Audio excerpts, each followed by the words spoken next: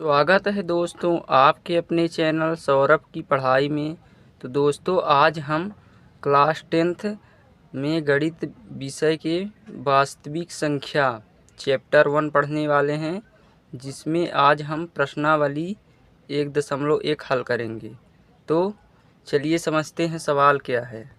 तो दोस्तों हमारा सवाल दिया गया है, देखिए पहला सवाल है, निम्नलिखित संख्याओं के अभाज्य गुणनखंडों को गुणनफल के रूप में व्यक्त कीजिए। तो दोस्तों देखिए पहला सवाल है 140, दूसरा 156, तीसरा 3825, चौथा 5005, पाँचवा 7429। इन सवालों को दोस्तों गुणनखंडों के गुणनफल के रूप में व्यक्त करना है, अभाज्य गुणनखंडों को।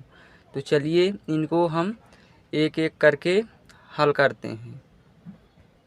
तो दोस्तों सवाल हल करने से पहले एक रिक्वेस्ट है कि यदि वीडियो अच्छा लगे तो वीडियो को लाइक कर दीजिए और चैनल को सब्सक्राइब ज़रूर कर दीजिए। तो चलिए सवाल हल करते हैं। तो 140 है दोस्तों, तो इसे पहले सबसे पहले गुणनखंड करना है। देखिए गुणनखंड करते हैं, अभाज्य गुणनखंडों के गुणनफल के रूप में व्यक्त करना है। तो इसे पहले 2 से हम काटेंगे, छोटी संख्या से। 2 सत्ते 14 और ये 2 का इसमें यहाँ 0 आ गया, ठीक है। अब इकाई अंक में 0 है तो 2 से ही कटेगा दोस्तों, ठीक है ना। तो 2 से काटिए, 2 तिहाई 6, तो इसमें 1 बचा तो ये 10 हो गया, तो 2 पंचे 10, ठीक है। अब 35 कहाँ से कटेगा दोस्तों, देखिए 3 से तो नहीं कटेगा, तो 5 से काटते हैं। 5 सत्ते 35।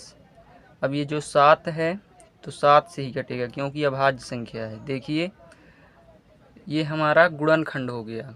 अब इस गुणनखंड को हम यहाँ लिखेंगे 140 बराबर 2 गुणे 2 गुणे 5 गुणे 7। दोस्तों इस प्रकार ये हमारा गुणनखंड हुआ। अब इसको हम अभाज्य गुणनखंडों के गुणनफल के रूप में व्यक्त करेंगे।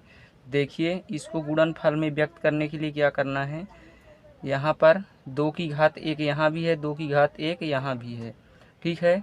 तो आधार समान होता है तो घातें जुड़ती हैं, ठीक है।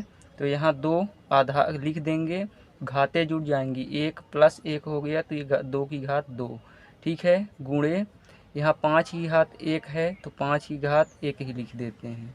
गुणे 7 की घात 7 अकेला है तो 1 7 की घात हो गया।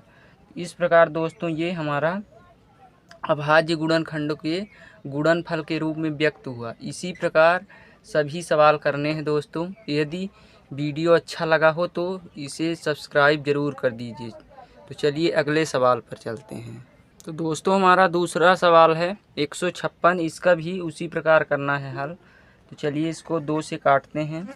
2 सत्ते 14, तो 15 में 14 घटा 1 बचा तो ये 16 हो गया, तो 2 अट्ठे 16। अब ये 2 से कटेगा क्योंकि इकाई अंक में सम संख्या है। देखिए तो 2 से फिर काटते हैं, 2 तिहाई 6, 1 बचा तो 2 नमे 18, ठीक है। अब देखिए 3 से कट जाएगा, क्या कट जाएगा, 3 से काट देते हैं, 3 एक कम 3, 3 त्रिकाई 9। अब ये 13 बचा, 13 से कटेगा क्योंकि अभाज्य संख्या, ठीक है ना। चलिए इसको भी उसी प्रकार लिख लेते हैं। 156 बराबर 2 गुणे 2 गुणे 3 गुणे 13, ठीक है दोस्तों।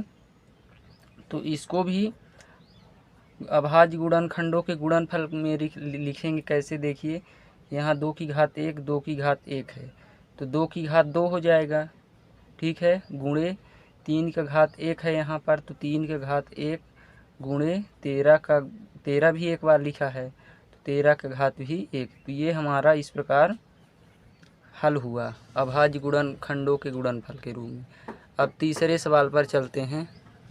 तो दोस्तों हमारा तीसरा सवाल है 3825, इसको भी सबसे पहले गुणनखंड करेंगे। देखिए यहाँ पर जो है तो ये 2 से नहीं कटेगा क्योंकि इकाई अंक में 5 है, ठीक है ना दोस्तों। इसको चलिए 3 से चेक करते हैं। 8 3 11, 2 11 2 13 5 18, 18 जो है 3 के पहाड़े में आ रहा है तो ये 3 से कट जाएगा, ठीक है ना, विभाज्यता के नियम से के अनुसार, ठीक है।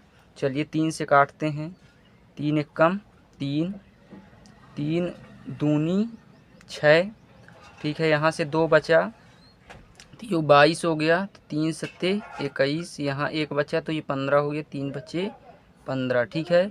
अब देखिए 3 से कटेगा क्या, 2 1 3 7 3 10 5 15, 3 से कट जाएगा क्योंकि 3 के पहाड़े में है, ठीक है। तो 3 3 चौको 12 और ये देखिए 3 दूनी 6, 1 बचा 15 हो गया, 3 बचे 15, देखिए 3 से कट गया। अब देखिए 3 से क्या कटेगा, 4 2 6 5 11 नहीं कटेगा, तो चलिए इसको 5 से काटते हैं।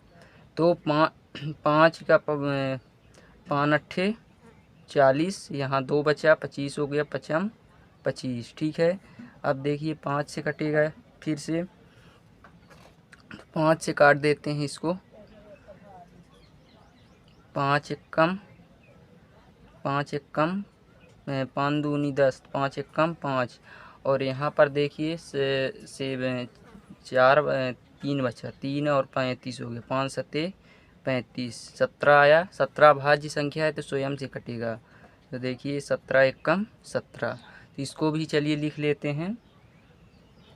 3885 बराबर 3 गुणे 3 गुणे 5 गुणे 5 गुणे 17, ठीक है ना। इसको अभाज्य गुणनखंडों के गुणनफल के रूप में लिखने पर, है ना, इसको ऐसे लिख लेंगे।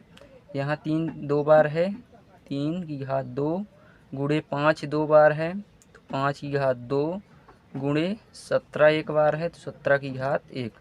तो इस प्रकार दोस्तों ये हमारा सवाल तीसरा सवाल हल हो गया, ठीक है। चौथा सवाल है 5005 5005, इसको भी हल करना है उसी प्रकार, चलिए हल कर लेते हैं।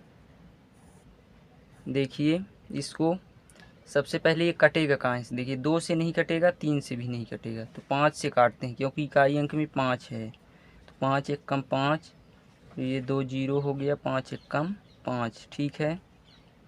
अब देखते हैं ये कहाँ से कटेगा, 5 से नहीं 5 से तो अब नहीं कटेगा, 7 से, देखिए 7 से 7 एक कम 7, यहाँ से 3 बचा तो 30 हो गया, तो 7 चौको 28, तो 2 बचा यहाँ से तो 21 हो गया, 7 त्रिक 21, ये कट गया दोस्तों। अब ये कहाँ से कटेगा, देखिए 11 से, 7 के बाद 9 तो है नहीं, 11 है तो 11 से काटते हैं, तो 11 एक कम 11, तो 14 में 11 घटा 3 बचा 3, और ये 3 मिलाकर 33 हो गया, तो 11 से 33 कट जाएगा, 11 ત્યાં 33, इस प्रकार ये 13 है, तो 13 अभाज्य है तो स्वयं से कटेगा, 13 एक कम 13, ठीक है दोस्तों। इसको उसी प्रकार लिख लेंगे, 5005 इक्वल टू 5 गुणे 7 गुणे 11 गुणे 13, ठीक है। अब इसको अभाज्य गुणनखंडों के गुणनफल के रूप में व्यक्त करेंगे, तो 5005 बराबर 5 एक बार है तो 5 की घात 1 लिखेंगे, गुणे 7 एक बार है तो 1, गुणे 11 एक बार, 13 भी एक बार है। इस प्रकार ये हमारा सवाल हल हो गया। अब है अंतिम सवाल, उसको भी हल करते हैं, तो चलिए अंतिम सवाल लिखते हैं, क्या है देखिए। तो हमारा अंतिम सवाल है 7429, इसका भी गुणनखंड करना है, तो चलिए इसको हल करते हैं। इसको कहाँ से काटेंगे, देखिए 2 से तो कटेगा नहीं क्योंकि इकाई अंक में 9 है, 3 से देखिए 7 4 11, 11 2 13, 13 9 22, तो ये 3 से भी नहीं कटेगा, 5 से नहीं कटेगा, 7 से भी नहीं कटेगा, तो ये दोस्तों कहाँ से कटेगा, देखिए 7 11 13, कहाँ से कटेगा दोस्तों, 17 से कटेगा, तो चलिए 17 से इसको काटते हैं,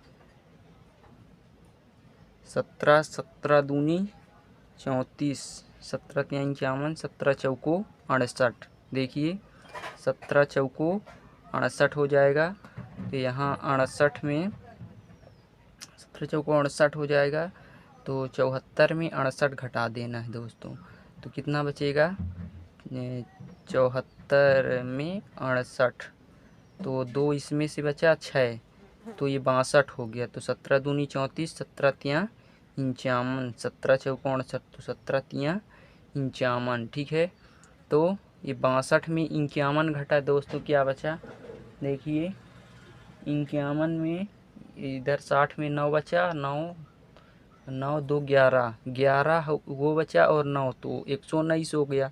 तो ये 17 सत्ते 119। तो इस प्रकार ये हमारा इतना हल हो गया। अब देखिए कहाँ से कटेगा, 17 से तो नहीं कटेगा, 19 से काटेंगे।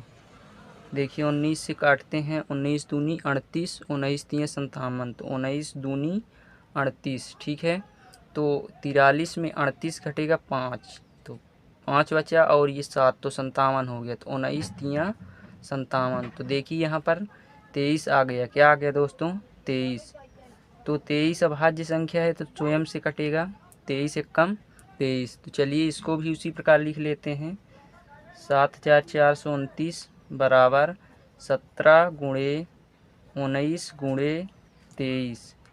तो इसको अभाज्य गुणनखंडों के गुणनफल के रूप में लिखने पर क्या होगा, देखिए ये 17 की घात 1 हो जाएगा, गुणे 19 की घात 1 गुणे 23 की घात 1। तो इस प्रकार दोस्तों ये हमारे सभी सवाल हल हुए। यदि आपको वीडियो अच्छा लगा हो तो चैनल को सब्सक्राइब ज़रूर कर लीजिएगा। धन्यवाद।